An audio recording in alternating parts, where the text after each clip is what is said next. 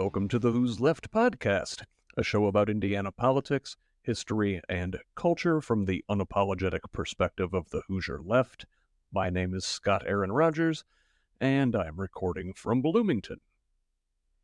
It is my honor to welcome to the podcast today a man who, I believe, has best documented the playbook the far right used to undermine American democracy, especially at the state level, and the path forward in an accessible, gripping, and compelling way. David Pepper. Pepper is a lawyer, prolific author, professor, former elected official, pro-democracy activist, and former chairman of the Ohio Democratic Party between 2015 and 2021. His 2021 book, Laboratories of Autocracy, A Wake-Up Call from Behind the Lines, is a meticulous look at the way Republicans and their billionaire benefactors have exploited the minoritarian institutions baked into our system to corrupt our government and use it to their own ends. The follow-up, Saving Democracy, a user's manual for every American, was published in 2023 and provides a roadmap for us, everyday Americans, to take power back from the wealth class. In addition to these two critical works of nonfiction, Pepper has also written 4 novels that bridge real-world politics and fiction, including A Simple Choice, published in 2022. His first novel, The People's House, earned praise for having predicted Russian interference in U.S. elections. The Wall Street Journal named Pepper one of the best political thriller writers on the scene. In addition to all of this, he publishes on Substack, where the ongoing series 2025 A Novel is an intimate, chilling look at what a second Trump administration powered by the Heritage Foundation's Project 2025 plan could look like at the personal level. It is a must-read and needs to be shared with everybody you know. Born and raised in Cincinnati, David is a fifth-generation Cincinnatian. David earned his B.A. magna cum laude from Yale University, where he was Phi Beta Kappa, and later earned his J.D. from Yale Law School. Yes, that does in fact make him Dr. Pepper. David served on Cincinnati City Council from 2001 to 2005. In 2006, he flipped Hamilton County blue for the first time in 40 years when he ousted the incumbent commissioner. He then served on the commission from 2007 to 2010, including as its president in 2009 and 10. David was the Democratic candidate for Ohio Auditor in 2010 and Ohio Attorney General in 2014. He was elected chair of the Ohio Democratic Party in December 2014. In 1999, David clerked for the Honorable Nathaniel Jones of the United States Court of Appeals for the Sixth Circuit. After 2000, David also worked in the Cincinnati offices of major law firms Squire Sanders and Blank Rome, focusing his practice on commercial and business litigation and appellate litigation. David also teaches election and voting rights law as an adjunct professor at the University of Cincinnati College of Law. Hey, buddy, save some talent for the rest of us. But seriously, before we get to the interview, do please consider supporting Who's Left financially. I currently work as an independent craftsman during the day and work on this project whenever I can. There are so many more things I want to do here at Who's Left, like a daily episode if we can get there, but I need your help. If you can, help me out with a paid subscription at scottaaronrogers.substack.com. For $5 a month or $50 a year, you can help me push our state in a better direction, and maybe if we reach critical mass, I can put down my tool belt and devote my full time to you, to this project, and to Indiana's future. So, if you have the means, pause right now and go to scottaaronrogers.substack.com and subscribe at the paid level. And while the best way to help this project is a financial contribution, if you can't afford it at this time, you can still help. Subscribe at the free level over on Substack. Set your favorite podcast player to auto-download new episodes of the show. Rate and review the show on whatever platform you use. Help the algorithm help new listeners find us. Follow me on social media at facebook.com/HoosLeft. That is HOOS left. I'm also on Blue Sky at the same handle. On Instagram, Threads, and Twitter, I'm at ScottRodge78. That is SCOTTROG78. And on Mastodon at ScottRodge78 at Hoosier.social. Full video episodes of the pod are available on YouTube, and clips are on TikTok. The handle on both of those is at HoosLeft. Please subscribe on whichever platforms you use and send me a DM to discuss ideas for the project. But most importantly, share our message. Forward the articles to friends, family, and colleagues. Don't just like, but share on social media. Invite others to this community of Indiana leftists. Nobody is coming to save us. We've got to do it ourselves. To those who have joined this community already, especially those paid subscribers, thank you so much. I am honored by your support. And to everybody, thank you for listening.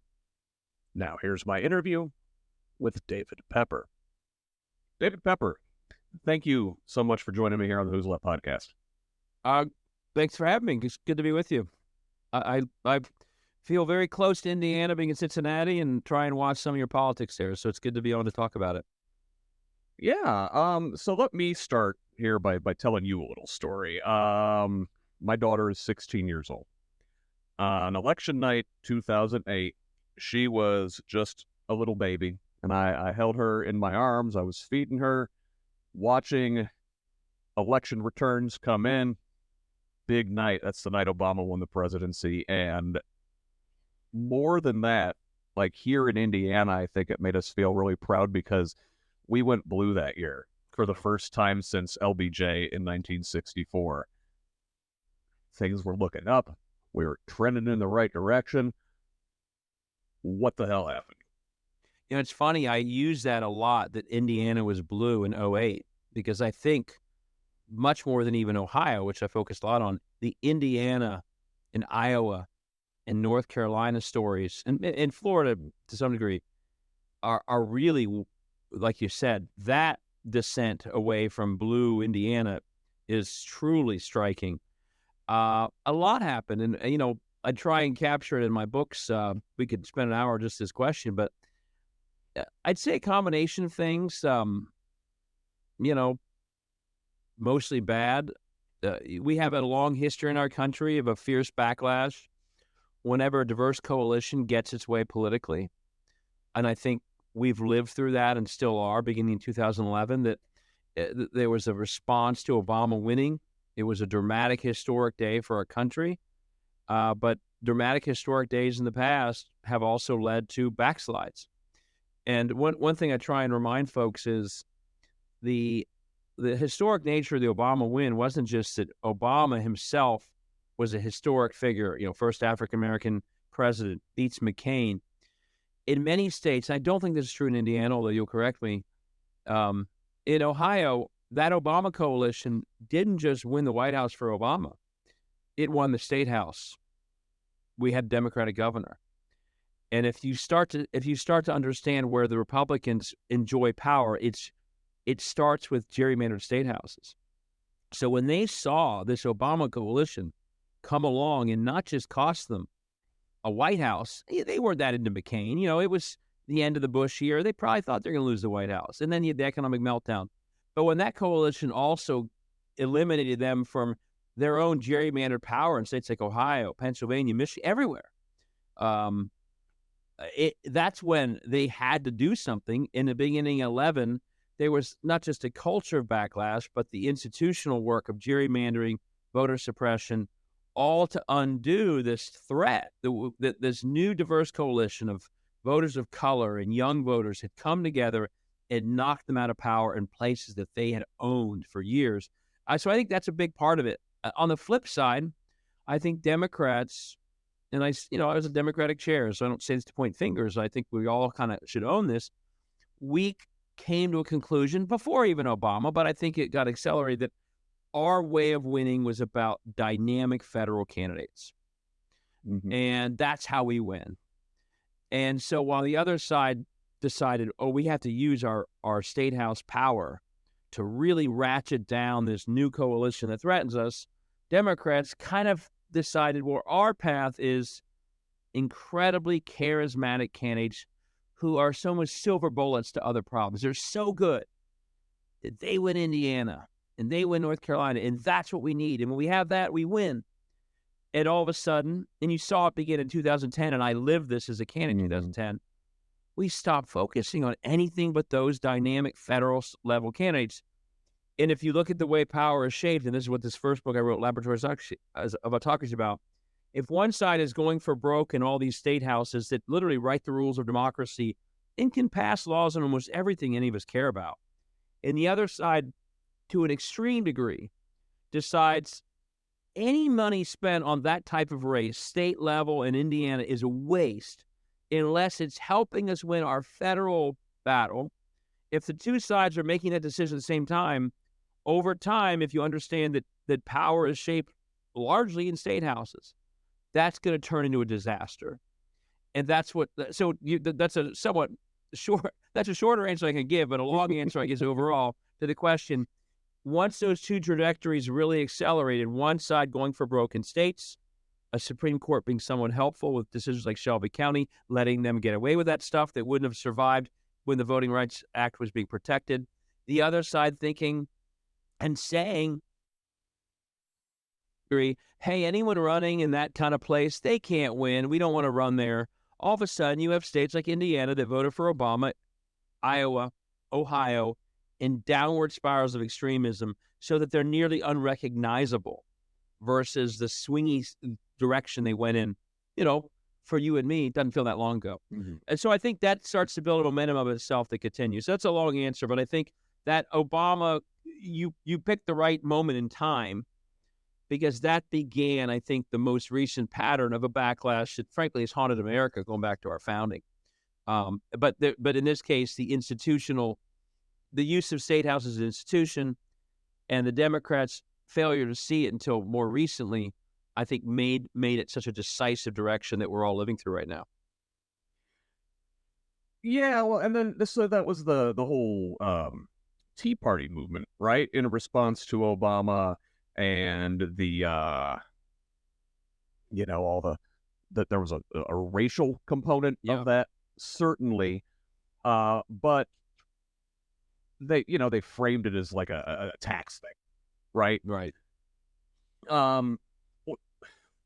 When that movement gained all that power in 2010, was it just a coincidence that 2010 was a census year?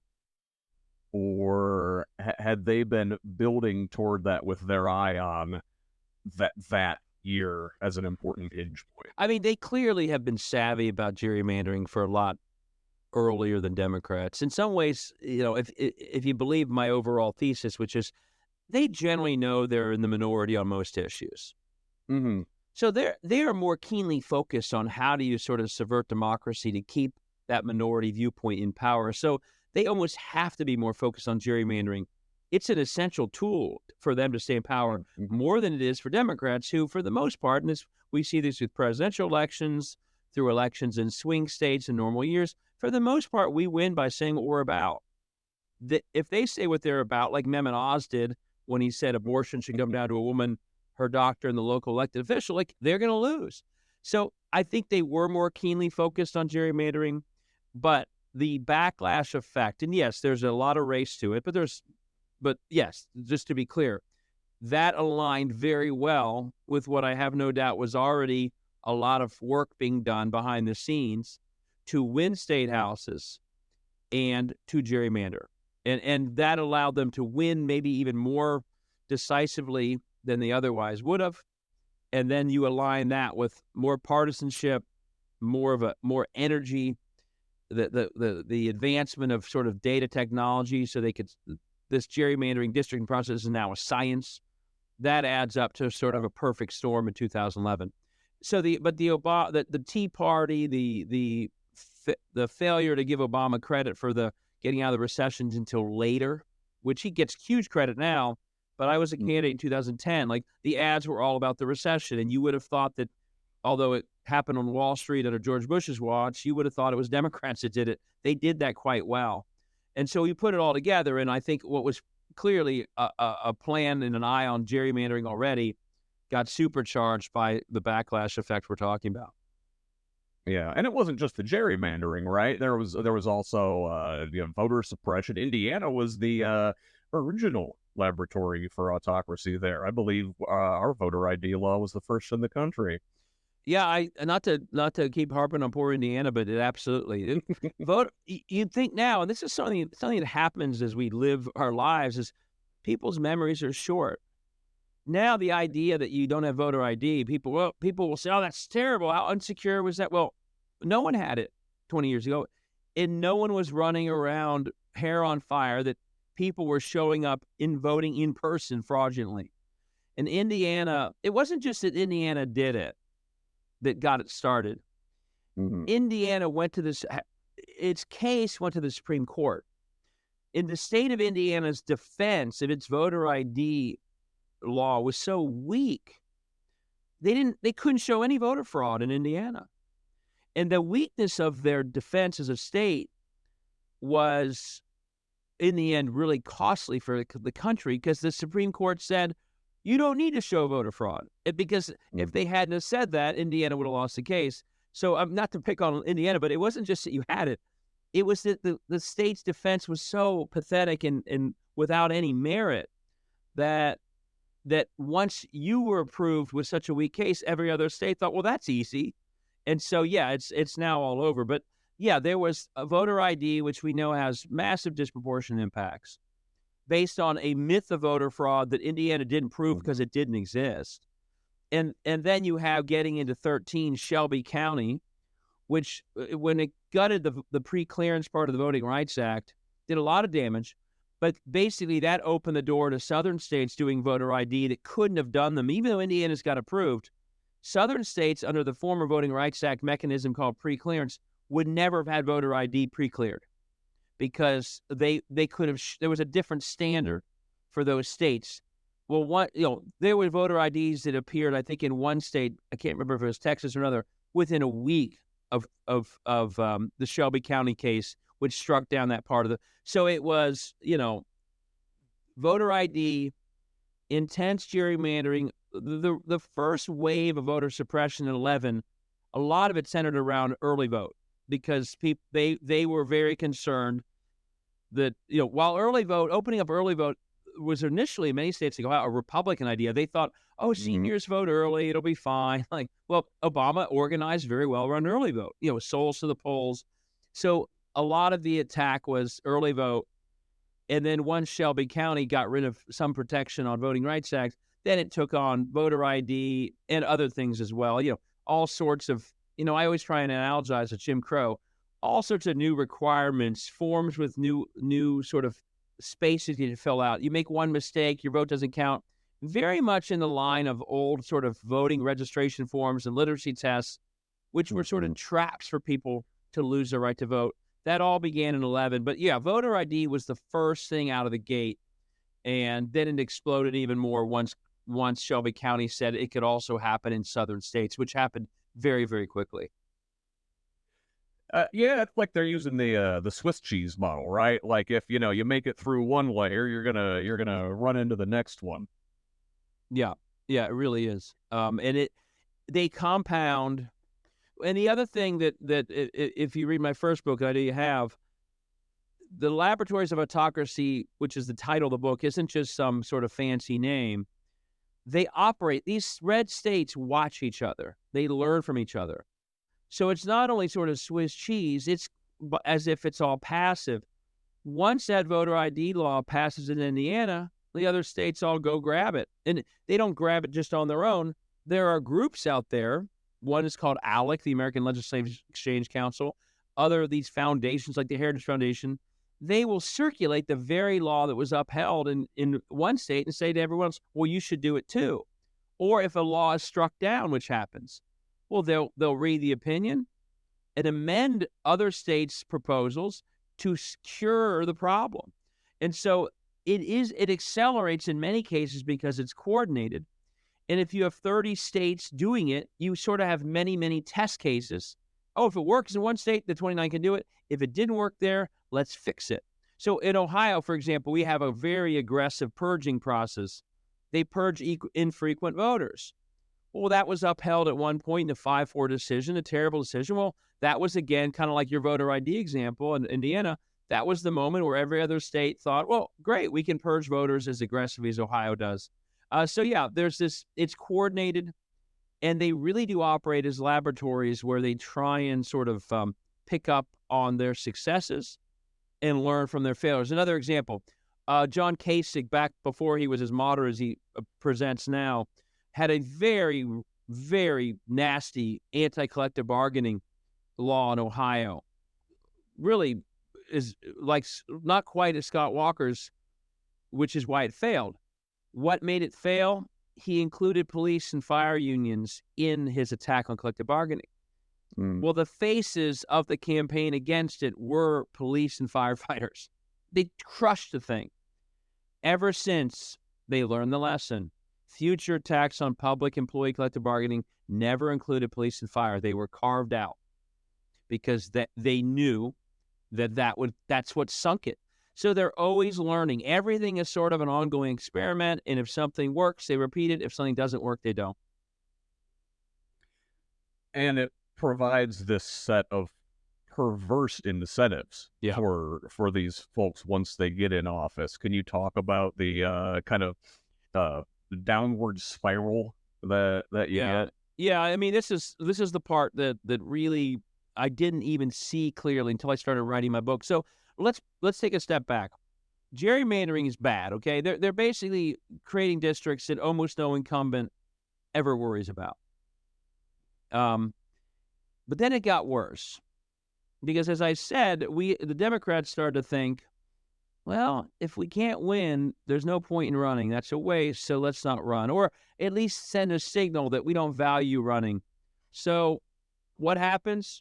All of a sudden, not only do we have districts that are hard to win, I'm looking up in my book right now, the page, we have districts that are uncontested. Not 10% or 20%, but in many states, 40 and 50 and 60, and in Mike Johnson's Louisiana, 80% districts uncontested. So you have people in office who literally have never been in an election in November, sometimes a primary, sometimes not. And that's when the incentives really get screwed up. It's not that they have to fend off an opponent in a 60-40 district, which is, gerrymandering. If that's a gerrymander, that's bad enough. It's that literally in some states like Texas, they cancel the election. And then you start doing that over time. We're talking about people whose entire careers have been spent without a general election. Indiana, looking at now, 44% of your Republicans in the Indiana legislature, State House in 2022 were uncontested. That's 3 million Hoosiers who did not have a choice. Now, when you start getting to that level, and by the way, if that's about 44% is horribly high. But that's about average in 22. That you're right in the middle, I would say. What happens when you literally have no opponent? That's when the incentives get truly screwed up. So I was a commissioner in a 50-50 county. We have Hamilton. You have a Hamilton County there? Well, we do. Hamilton is our Indianapolis. Yeah, that's what I thought. Well, I was the Hamilton County, Ohio commissioner, which is Cincinnati. Wonderful names, right? When I was in my Hamilton County commission slot, I had a 50-50 county. It was a straight-up toss-up. That means that as an elected official, I knew to get reelected, one, I better do a good job delivering good public outcomes, or I would lose. I beat my opponent. I unseated an incumbent because he did do a good job, and I was able to expose the poor public outcomes. I also had an incentive to be mainstream. In a 50-50 county, if I were off on some wild extreme issues, I'd lose. You're in a guaranteed district that you don't even have an election. That first incentive just disappears. You can literally do the worst job ever. You could destroy your schools, have bad health care, not invest in infrastructure. None of it matters. You get reelected because you don't even have an opponent. You do, though, worry about the primary. That's the problem for you. My problem was the general as a county commissioner. Your problem in a guaranteed election is the primary. How do you stave off a primary? You become extreme. Because if you're a rhino, you will lose. We see it all the time. If you work with Democrats as a Republican, you will lose. So you have an incentive to be an extremist. And here's the other one that is very important, although it's slightly less obvious than being extremist. Private interests can cost you your election in that primary, even if in the general they can't. They can spend big money, and they're more and more likely to do this. Who's that? Who are those interests? It's largely, in many of these states, the people seeking public funds and public power to benefit their private interests. In Ohio, for-profit schools. In Ohio, utilities that want to bail out. Payday lenders. We've had terrible influence of the worst of the fracking folks who basically don't want any regulation, even for people leaking. I mean, terrible. Well, they can get involved in a primary and crush you. They can get involved in a primary, support an extremist, you're done. So the other incentive you have in these very broken systems is you have no incentive to keep the public happy, but you want to keep the handful of private players who own that state house very happy. And because those state house players generally want something from the public side, you're kind of giving things to them that hurt public outcomes. We've seen this in Ohio where giveaways to private for-profit scam schools have contributed to us falling from 5th in the nation in our quality of public education to the mid-20s in 12 years. High tuition. We would love mid-20s right, around here. Right. But we have plummeted over the course of the downward spiral that we've talked about. We have plummeted from 5th to mid-20s. It's outrageous. We have the highest student debt in the country. I can go on and on. But the point is, the same people pushing the policies that took us from 5th to 26 aren't only still there, they do better by those results, because what the public can't punish them for falling 26, but the private players who've made profits out of the fact that they now get public school money are keeping those people from being opposed in a primary, and they're giving them money along the way. And so they literally have this crazy incentive to essentially not be public servants at all. My thesis is these state houses in these unaccountable, gerrymandered, and uncontested hands are not about public service. That is the reality that all of us have to see. They are doing a form of private service using public assets and public power to serve those interests. And that's why in all these states, you joked about being not even 26. In all these states where this is happening, the public outcomes are indefensible. Great places, great communities are seeing no infrastructure, bad health care. Local schools they are proud of robbed of funds to send to some private for-profit school or private, high-end school 100 miles away, and no one can stop it, and the politicians are rewarded for all of it. And so the incentives, so that's why you see this downward spiral. And I believe, and the politicians in state houses like Indiana or Ohio, they want to convince their constituents, if they even talk to them, because they don't have to, because they don't have a general election. Oh, the problem with our schools is CRT or critical race theory or groomers or the border. No, it's you. You took the money away. You gave it to some scam that delivered terrible education. But because there's no one even running against them, they get away with changing the subject but the problem. So that's just, and one of the more, so I wrote a book that basically tried to describe this dynamic in Ohio. And the minute I published it, one of the first emails I got was from Indiana, but I get them from all over the country. David, your book described exactly what's happening in my state. So this is a pattern nationwide. And my frustration is it will not be solved until all of us see that the source of this problem are the state level actors we're talking about. And until we bring accountability to them through state and national reforms and accountability, we can win White Houses and Senate seats, and we need to, but everything that you and I are going through in our states will continue unabated until we decide we've got to start contesting and bringing some accountability back at this level that we used to, but we stopped doing, especially in the last, several decades, I'd say.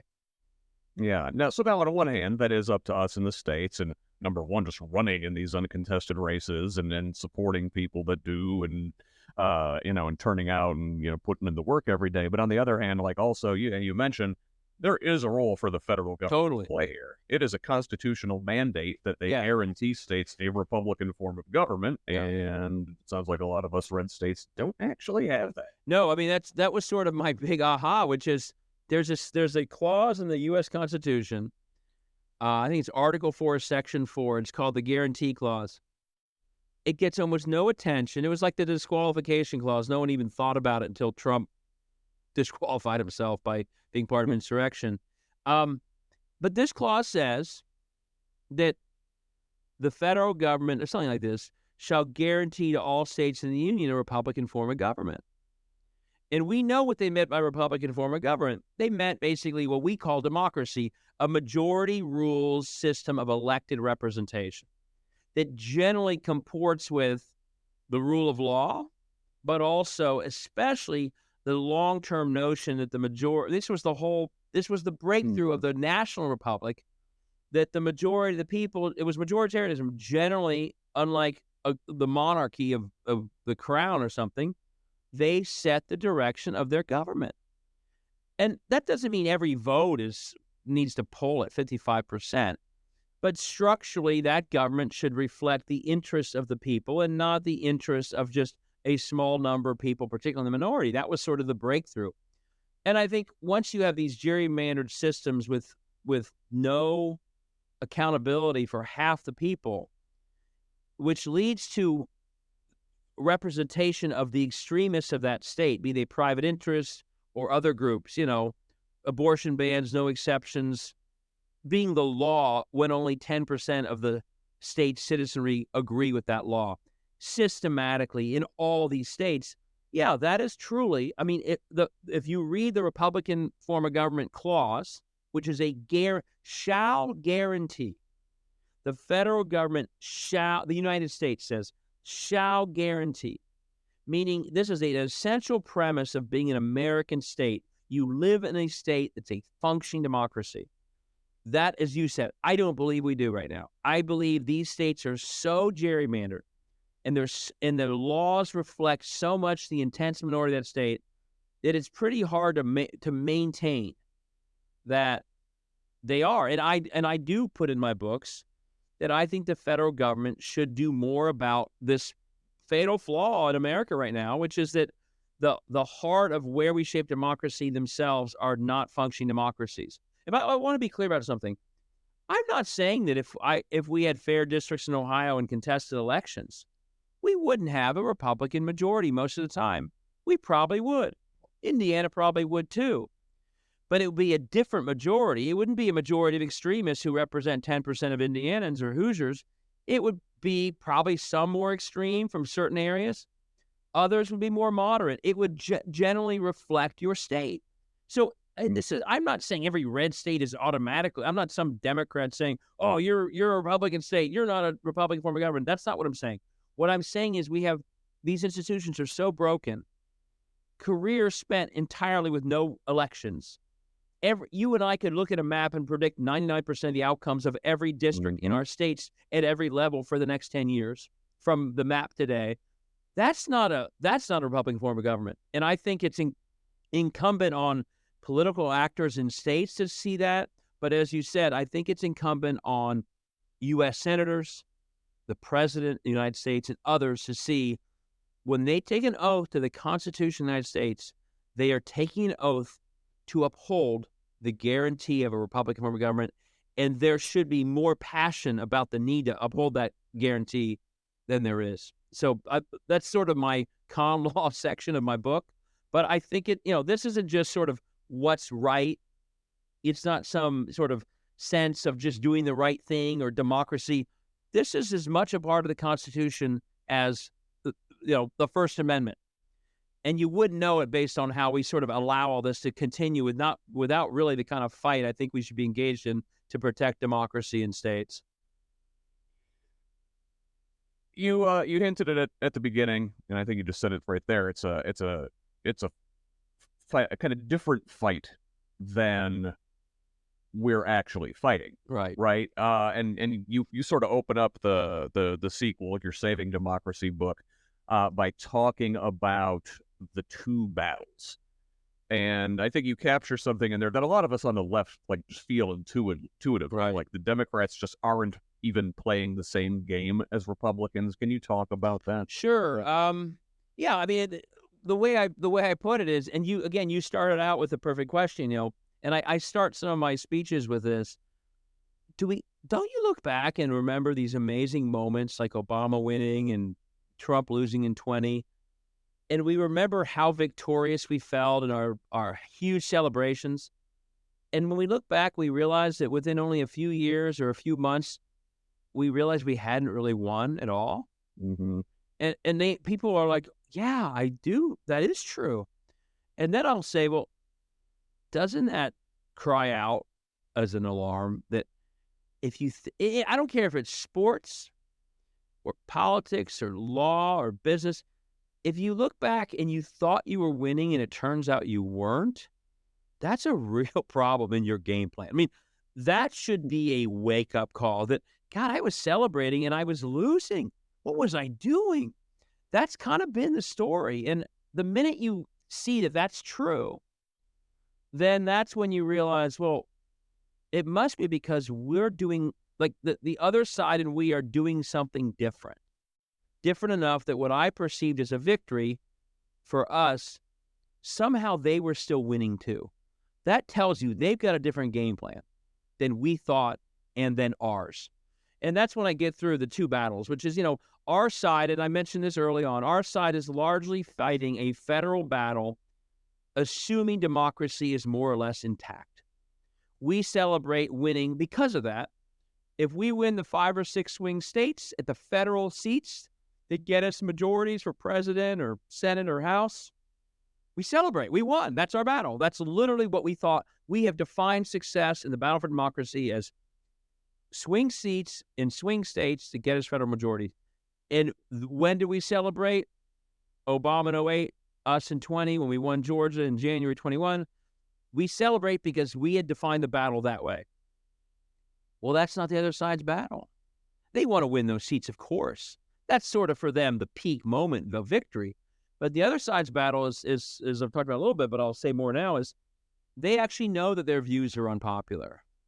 They know that winning that federal swing state battle, frankly, waging only that battle, they know is actually a loser for them. It's Fetterman beating Oz. It's Walker losing to Warnock.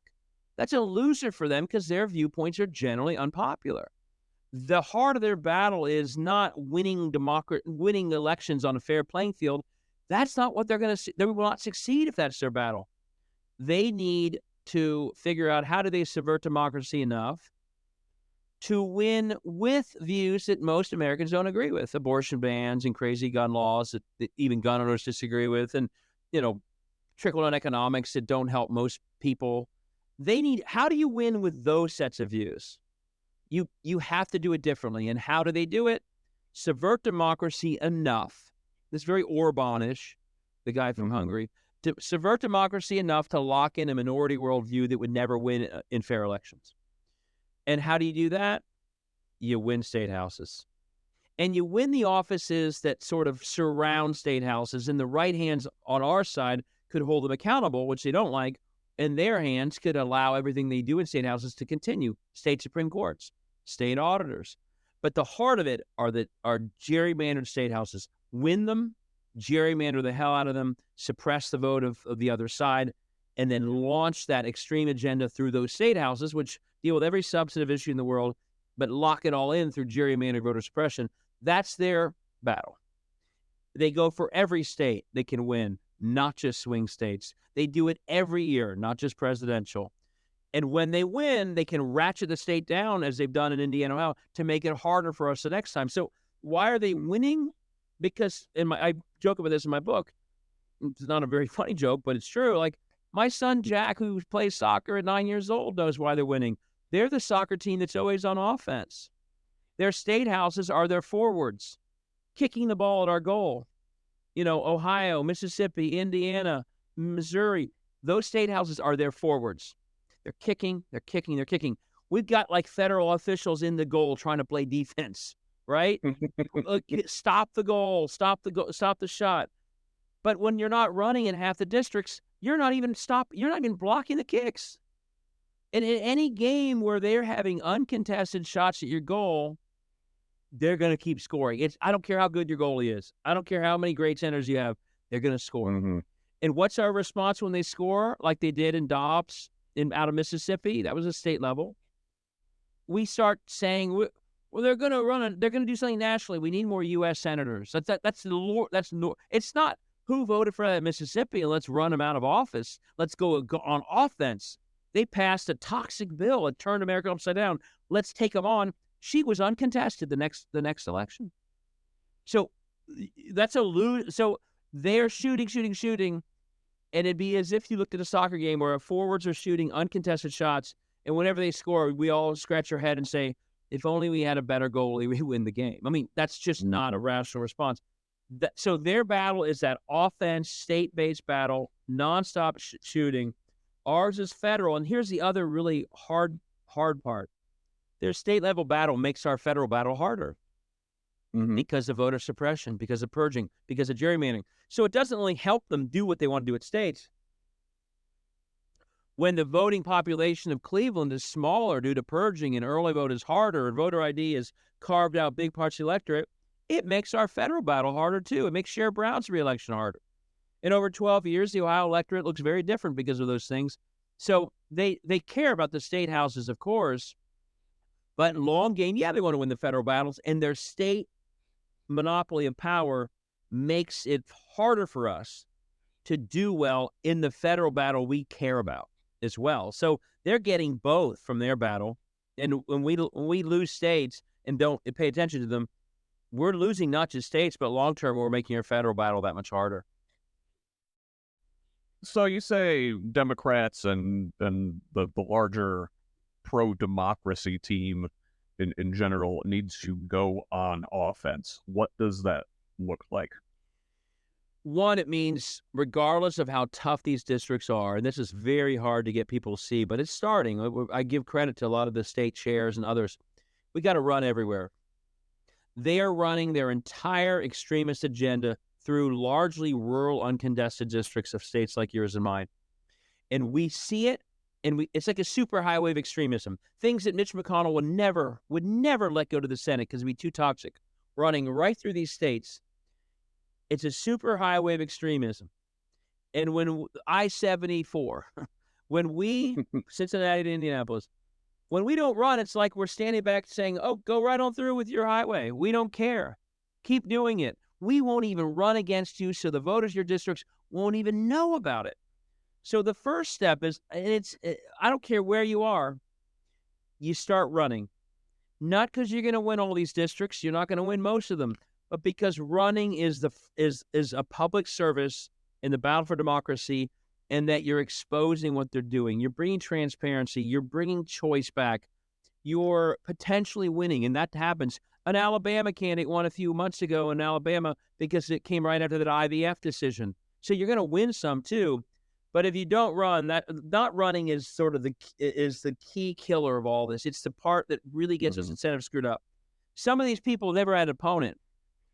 If they have an opponent knocking on doors in their district, even if it's a very favorable district, they'll start to hear from their neighbors, geez, I didn't know you voted for that ridiculous bill. I thought you were the nice neighbor down the street who looked great in parades and always shook my hand, but what you're up to in that state house is horrible. They don't hear that. And by the way, when they've been running uncontested for years, even that feedback starts to get at them. I've seen this.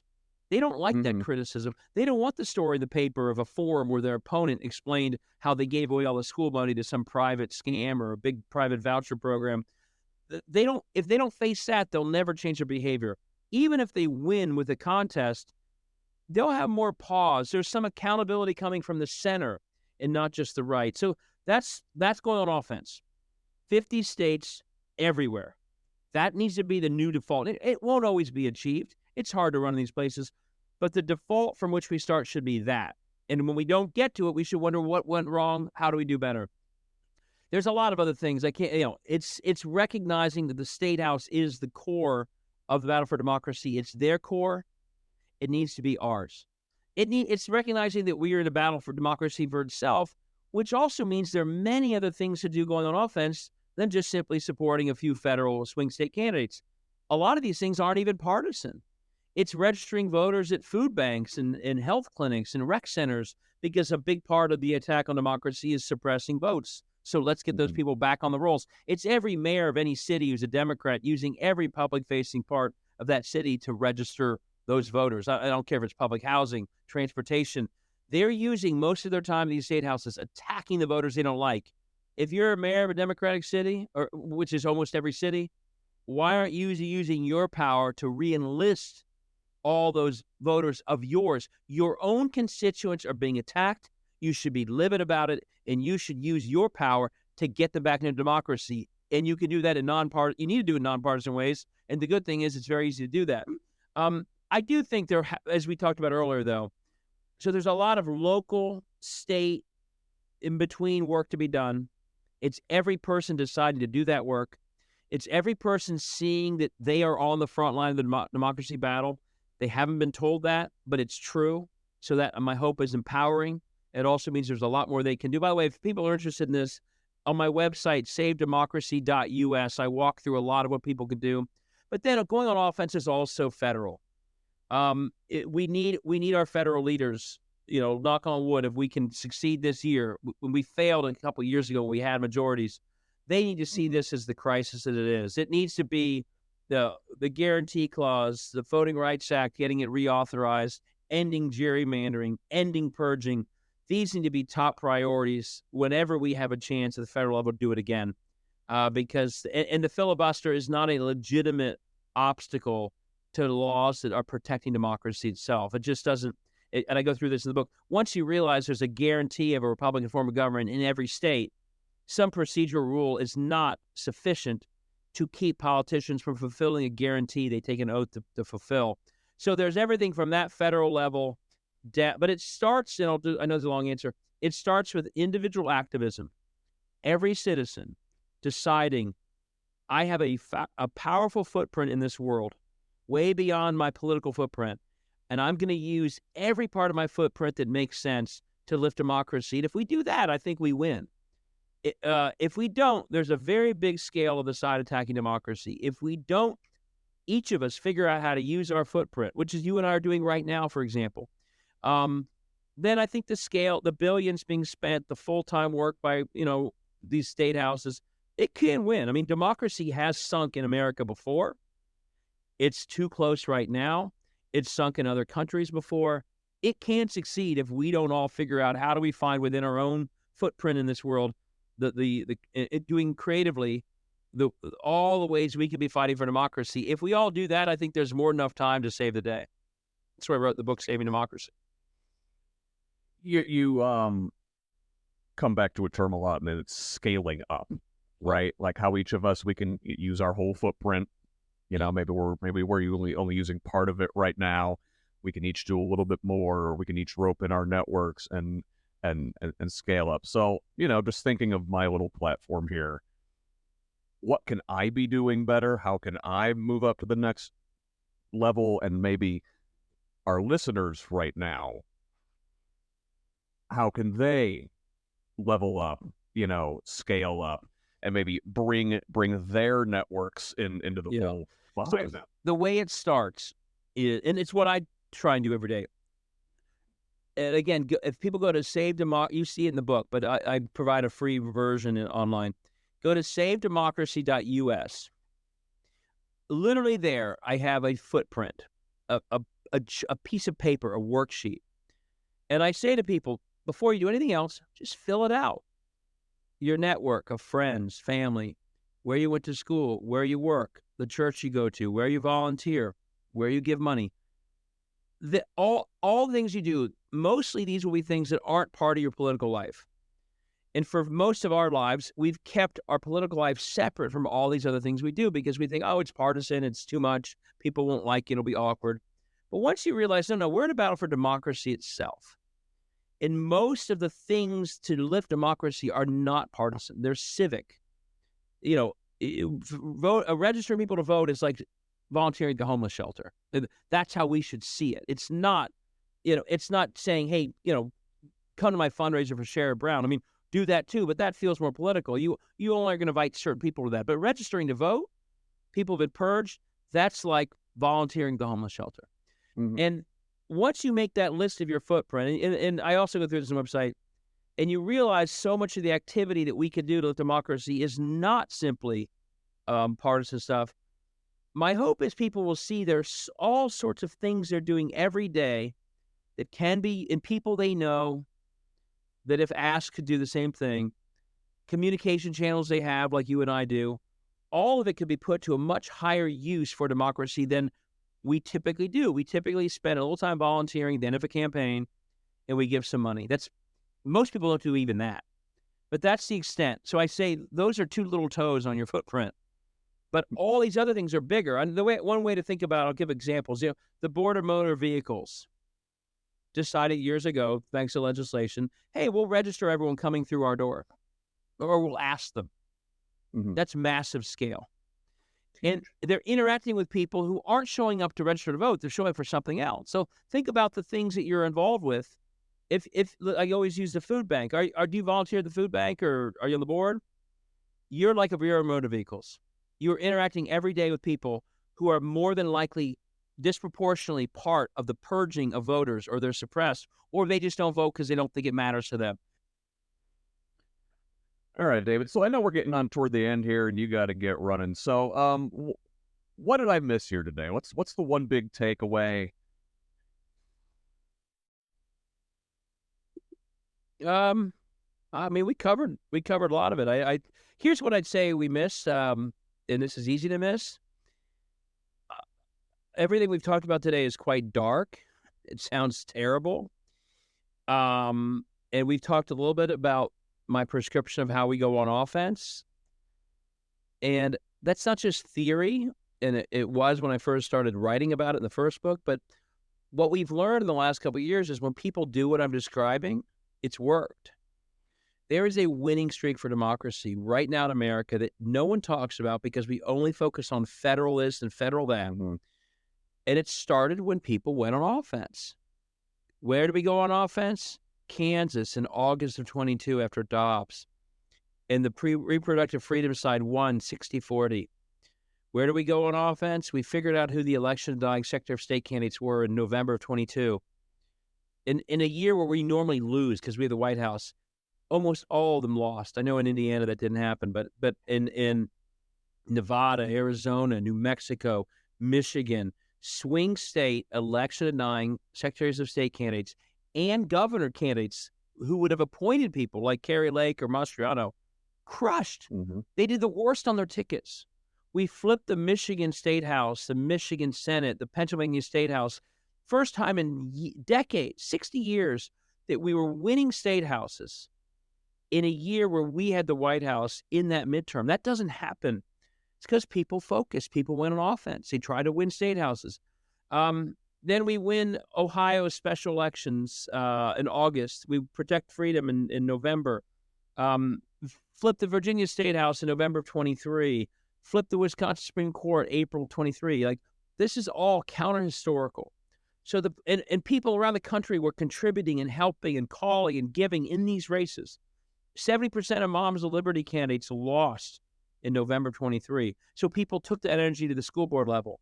We replaced Santos with a Democrat in New York because we had a much higher turnout than New York's had lately. The Alabama special election after the IVF decision, Democrats flip a Trump seat. And by the way, unlike 22, far more people are running this year. Florida's down to 1 or 2 uncontested races versus 30 2 years ago. North Carolina went from 30 uncontested 2 years ago to 2. So what I would say that we're missing is there's actually a winning streak. When we go on offense, when we focus beyond a few federal races, we're winning. And we're winning in ways that you don't expect to win when you have the White House. We did not win in 10 and 14. We got crushed in those years. I felt it. I was a candidate. So the lesson is that you actually can succeed. It's succeeding. And the lesson in the presidential year is don't forget that. Of course we need to beat Trump, but that is necessary but not sufficient. We have to also win the Arizona State House so they stop doing what they did a couple years ago, and that's only a seat away from being won. We have to preserve the new majority in in Pennsylvania. We have to get ourselves out of a supermajority in North Carolina that's artificial because of gerrymandering. We have to win a Supreme Court race in Ohio. We have to end gerrymandering in Ohio. That will be on the ballot. Protect reproductive freedom in Florida and Missouri. It will be on the ballot. And the good news, we have to run everywhere in these places and help the people running in tough districts. And the good news is, unlike the past sort of backward vision that all these things sort of take away from our federal goals, the truth is the fact that we have a candidate running in every district in Arizona helps Joe Biden. Yes. It helps win the Senate seat. It means more people are turning out. It means more people are hearing the Democratic message. It means they can't claim to be for infrastructure that they voted against without a candidate of ours saying, you didn't vote for that. Why? How can you take credit? So the lesson is, it's not too late. It's June. Go on offense for democracy at multiple levels this year. It's the best thing for Joe Biden, Kamala Harris, in winning the Senate and the House. But it's also the best thing for democracy more deeply, because the races I'm talking about are the ones that in the long run we have not been paying attention to. We've been losing democracy because of it, and we can gain back a much more healthy democracy if we start focusing on. So let's keep that winning streak for democracy going. And that means don't allow a big federal year to be the only thing you think about. Also think about all the other things on the ballot that impact democracy. So we can close on an uplifting note like that. You know what? That sounds like a great place to stop this thing. I do feel hopeful. I'm ready to run through a wall for democracy, and I hope everybody listening is just as ready. David Pepper, thank you so much for joining me here. Like I said, I feel very close to Hoosier land, and I feel for what's happening there just like I do here. You guys deserve, as a blue state not that long ago, the downward spiral you're seeing like we are on issues like school vouchers and democracy, it's just painful to watch. And thanks for reaching out, and I'm happy to help whenever I can lift democracy in your state as well as mine.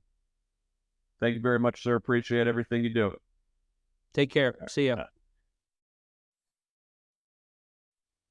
Once again, that was lawyer, author, professor, activist, former elected official, and all-around champion of democracy, David Pepper. In summary, our founding fathers may have unshackled themselves from royalty, but they did not establish a government immune to the concentration of power in the hands of a concentrated aristocracy. Fearful of true democracy, they built several minoritarian features into the system to check the power of the people. I mean, first of all, at that time, the people only meant white men. But even then, the wealthy merchants and slave-owning planters who gathered in a sweaty, stuffy, sweltering old Pennsylvania State House in Philadelphia in the summer of 1787 without a mandate to do so, mind you, created a new form of government that allowed a fair amount of democratic input. Legitimately a novel concept at the time. But constrained the will of the people with manufactured checkpoints. The Senate, the Electoral College, the Supreme Court, any of which could shut down progress. And those are just the ones codified into law. First past the post voting, gerrymandering, voter suppression, the drawing of state lines themselves, more artificial mechanisms used to corral the populace into units more easily controlled by elites. This is the creation called liberal democracy. Liberalism is centrism. It has always been a hedge, a balancing act between democracy and authoritarian oligarchy. Remember this whenever the right attacks liberalism. They don't want any democracy. The history of our country has been a contest between these two forces. I mean, really, I think the human condition is a contest between these two forces. Anyway, contrary to popular belief, the Constitution was not handed down by God, but fought over, haggled, and hashed out by men. The original Constitution that came out of that convention received so much pushback, was so anti-democratic, that the Bill of Rights was added. Progress, backlash. Progress, backlash. Civil War and Reconstruction, Southern white backlash. Immigration, nativist backlash. The labor movement and progressive era, business backlash. The New Deal, more business backlash. Civil rights, more white backlash. Obama, still more white backlash. Republicans and their billionaire owners have spent the last 50 years chipping away bit by bit at the foundation of democracy in our country. They have perfected the art of exploiting all those anti-democratic mechanisms built into this buggy beta version of liberal democracy we're still running here in 2024. The overuse of these tools, the de-democratization of America, leads to perverse incentives for our lawmakers and poor outcomes for the rest of us. Look at gerrymandering, which leads to uncontested districts, resulting in extremism because the only challenge incumbents face is in the primary. And contrary to popular belief, I assert this does not result in both parties moving toward their ideological extremes. It results in both parties moving right toward the money. What are we, the people, to do about it? First, recognize that the authoritarian team has been playing a different game than us, consolidating power at the state level. We need to get in that game and go on offense. Run everywhere. Register voters everywhere. Make saving democracy part of your daily life. I've said it before, and I will say it again. We all must vote. Voting is necessary, but it is not sufficient. We have to make sure our friends and family also vote. Donate to candidates if you're able. Volunteer for campaigns. Make phone calls. Send texts. Write postcards. Talk to every single one of your friends and neighbors. The stakes have never been higher. We are in the middle of incredibly trying times. There will be losses and setbacks. But democracy has quietly been on a winning streak. It took the oligarch class 50 years to dismantle the foundation of a robust democracy that was built from the 1930s through the 60s, death by 1,000 blows, and may very well take another 50 years to rebuild, brick by brick by brick. Just like laying a foundation, democracy is built from the bottom up. David Pepper's out there laying bricks every day.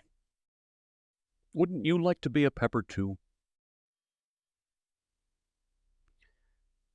Thank you for listening, and thanks again to my guest, David Pepper, for my money, the best political communicator in the business. Again, the books, Laboratories of Autocracy and Saving Democracy are essential reading. I will link to his author page at bookshop.org in the show notes. Visit his website, savedemocracy.us, a one-stop shop for all the resources you'll need to start making the act of saving democracy part of everything you do. Also, subscribe to his Pepperspectives Substack at davidpepper.substack.com. Finally, if you can afford to support this project financially, a paid subscription at scottaaronrogers.substack.com goes a long way toward helping me expand my pro-democracy footprint. That's where you'll find everything I publish. You can also find me on Facebook, Blue Sky, YouTube, and TikTok at HoosLeft, and on most other social media sites at ScottRodge78. If you want to send me a message, my DMs are open on social media, or email me at scottrogers78@gmail.com. Forward the show to a friend, and have them forward it to another friend. Let's keep building this project and democracy brick by brick. Until next time, this has been the Who's Left podcast. I'm Scott Aaron Rogers. Love each other, Indiana.